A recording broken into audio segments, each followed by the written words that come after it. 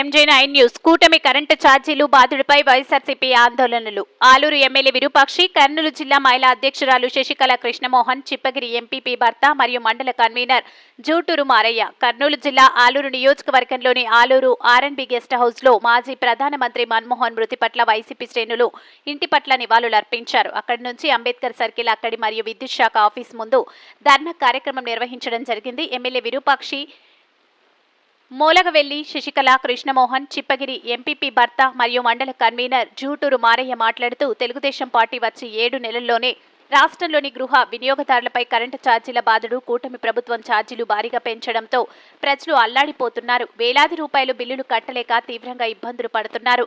Current ఛార్జీలు తగ్గిస్తామని, graph ఛార్జీలను ఎత్తివేస్తామని, అవసరమైతే కరెంటు ఉత్పత్తి చేస్తామని ఎన్నికల ముందు చంద్రబాబు కూటమి పార్టీ నేతలకు హామీ ఇచ్చారు. కానీ అధికారంలోకి రాగానే ఛార్జీలు భారీగా పెంచి పేదల నడ్డి విరుస్తున్నారు. తక్షణమే గృహ వినియోగదారులపై మోపిన 15,485.36 కోట్లు ఛార్జీ బాధుడును వెనక్కి తీసుకోవాలని, అలాగే ఎన్నికల హామీ ఇచ్చిన వ్యక్తిని ఛార్జీల పెంపును నిలిపివేయాలి. అలాగే ఎస్సీ ఎస్టీలకు 200 యూనిట్ల ఉచిత విద్యుత్ కొనసాగించాలి. అలాగే వ్యవసాయ పంపు సెట్లకు వెంటనే కనెక్షన్ మంజూరు చేయాలని వారన్నారు. ఈ కార్యక్రమంలో ఆలూరు నియోజకవర్గం వైఎస్ఆర్సీపీ ఎంపీటీసీలు, జెడ్పీటీసీలు, కార్యకర్తలు, నాయకులు తదితరులు పాల్గొన్నారు. సూపర్ 6 చేసిస్తామని చెప్పారు. 4,000 పింఛన్ ఇస్తున్నారు. 4,000 పింఛన్ మళ్ళీ సంపద సృష్టిస్తామన్నారు. సంపద సృష్టిస్తామంటే రాష్ట్ర ప్రజలు ఏమనుకున్నారు? పైనుంచి వర్షంలాగా వస్తుందేమో, కింద నుంచి పాతాళం నుంచి గంగలాగా పొంగుకొస్తుందేమో అని ప్రజలు ఎదురు చూశారు. కానీ ప్రజలు ఇప్పుడిప్పుడే అర్థమవుతుంది ప్రజలకి. గత 7 నెలలకే ఈ ప్రభుత్వం ఎటువంటిదో అర్థమైపోతుంది.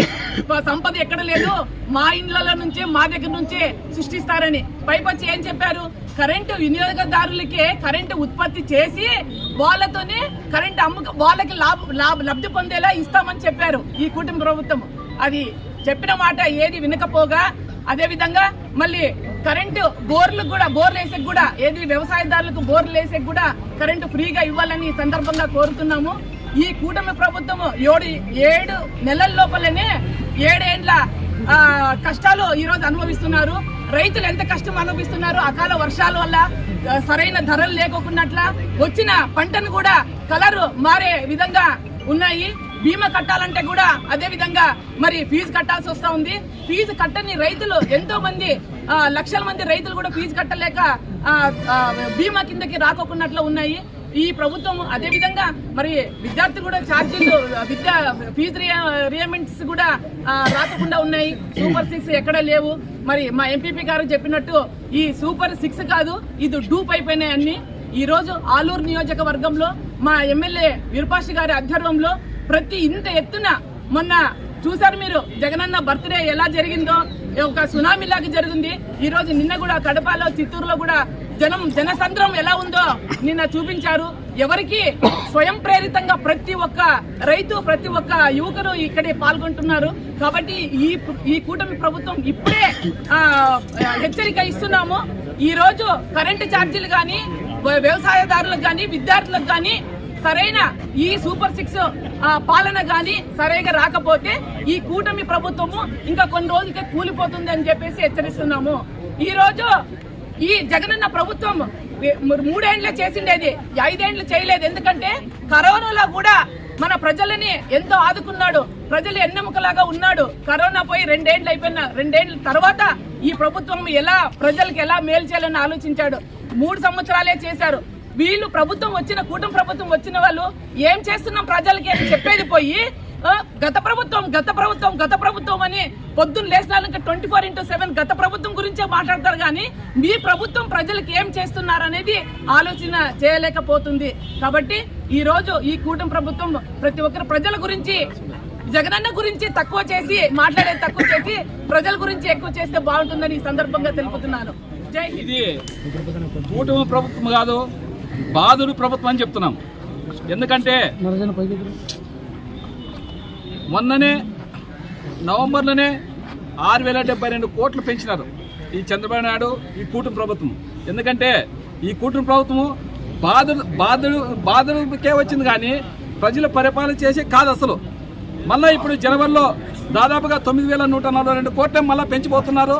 దాదాపుగా ఈ 6 నెలల కాలంలోనే 15,485 కోట్లు కరెంటు ఛార్జీలు ప్రజల మీద భారం మోపితే మీరు చెప్పింది ఏమి చెప్పినారు?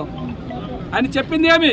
ప్రతి ఒక్క మీటింగ్లో నేను 5 సంవత్సరాలు ఎక్కడే కానీ విద్యుత్ ఛార్జీలు పెంచే ప్రసక్తే లేదని వాళ్ళ కార్యకర్తలు మీటింగులోన పదే వాళ్ళ ఎల్లో మీడియా అయితేనేమి, ఎవరైతేనేమి, ప్రతి ఒక్కరూ సోషల్ మీడియా అయితేనేమి, వాళ్ళ కార్యకర్తలు అయితేనేమి ప్రజల్లోకి తీసుకొని పోయి మేము కరెంటు ఛార్జీలు పెంచే ప్రసక్తే లేదనే విధంగా ప్రచారం చేసుకొని ఈరోజు 6 నెలలకే 15,485 కోట్లు పెంచినదంటే ఎంత దుర్మార్గమైన కూటమి ప్రభుత్వం.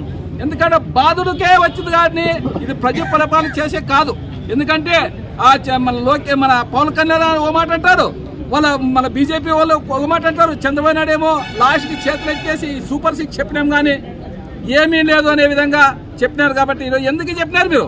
నువ్వు 14 ఏళ్ళ ముఖ్యమంత్రి, అనుభవమైన విఘ్నుడు చంద్రబాబు నాయుడు, నీకు తెలుదా సూపర్ 6 నువ్వు ఇచ్చేటప్పుడు మాట ఇచ్చేటప్పుడు నీకు తెలుదా రాష్ట్రం ఎంత బడ్జెట్ ఉంది, ఎంత ఇన్కమ్ ఉంది అనే విధంగా నువ్వు అవన్నీ మర్చిపోయి నీవు కేవలం కుర్చీలో కూర్చునే విధంగా నువ్వు ఆ రోజు వాగ్దానాలు ఇచ్చి ప్రజలకు వాగ్దానాలు ఇచ్చి నువ్వు ఈరోజు నేను నాతో డబ్బులు లేవంటే ఇనే ప్రసక్తి లేదు.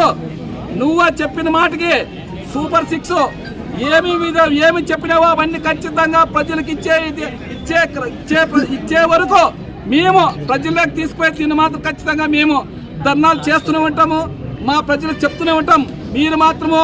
మీరు ఆ సూపర్ 6 ఎందుకంటే అమ్మఒడిగా మన జగనన్న అమ్మఒడి ఇచ్చేవాడు, ఎంతో సంతోషంగా అందరు అక్కా చెల్లెమ్మలు సంతోషంగా పిల్లల్ని స్కూల్కి పంపించి వాళ్ళని వీళ్ళు పండుగ పోయేవాళ్ళు.